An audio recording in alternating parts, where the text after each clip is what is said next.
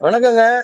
ஒரு பாஜக தொண்டனாக இன்றைக்கு எனக்கு வயிறும் மனதும் குளிர்ந்திருக்கிறது என்றுதான் சொல்ல வேண்டும். ஏன்னா இந்த 5 மாநில தேர்தல் முடிவுகளை பொறுத்தளவிற்கு முதல்ல மேற்கு வங்காளத்துல என்னுடைய பாரதிய ஜனதா கட்சி தனிப்பெரும்பான்மையுடன் சுதந்திர வரலாற்றில் முதல் முறையாக ஆட்சி அமைக்க போகிறது என்பதை முக்கியமாக மிகப்பெரிய சாதனையா நான் நினைக்கிறேன். காரணம் என்னன்னா, மற்ற மாநிலங்களைப் போல மேற்கு வங்காளத்துல அவ்வளவு சுலபமா அரசியலும் பண்ண முடியாது. குறிப்பா எதிர்கட்சியில இருக்க நிர்வாகிகள் தொண்டர்கள் அரசியல் பண்ணவே முடியாத சூழ்நிலையில இதற்கு முன்னாடி ஆட்சியில் இருந்த மம்தா பானர்ஜி ஒரு காட்டாட்சி நடத்தினவங்கன்னு தான் சொல்ல முடியும். ஏன்னா இங்க எல்லாம் கேஸ் போடுறாங்கன்னா கைய கால வெட்டுற அளவுக்கு ஒவ்வொரு தேர்தல்லையுமே தேர்தல் பலி என்ற ஒரு ஒரு விஷயம் நிறைய நடந்துகிட்டு இருந்த இடத்துல இந்த தடவை அது ரொம்ப ரொம்ப குறைக்கப்பட்டு இந்த தேர்தலில் பிஜேபி ஆட்சிக்கு தனிப்பெரும்பான்மையுடன் வந்திருப்பது எனக்கு மிக மிக மனக்குளிர்ச்சியாக இருக்கிறது.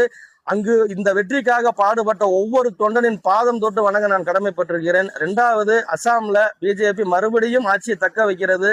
3வதாக புதுச்சேரியில என்ஆர் காங்கிரசினோட இணைந்து பாஜக மீண்டும் ஆட்சி அமைக்கிறது. நீங்க தமிழகத்தையும் கேரளாவை பத்தி கேட்டீங்கன்னா, நான் ஒரு தமிழக பாஜக தொண்டனா என்னுடைய கட்சி இங்க ஒரு குறைவான இடத்துலதான் முன்னணியில இருக்குதுன்னு நினைச்சாலும் என்னுடைய தேசிய தலைமை நினைத்து நடந்து விட்டது என்பதை நினைத்து நான் ரொம்ப மகிழ்ச்சி தான் அடைய போகிறேன். காரணம் என்னன்னா, கேரளால கம்யூனிஸ்ட் ஆட்சியும் தமிழகத்தில் திமுக ஆட்சியும் இருக்கக்கூடாது என்பது பாஜகவின் தலைமையின் எதிர்பார்ப்பாக இருந்தது. அது இரண்டுமே நடந்து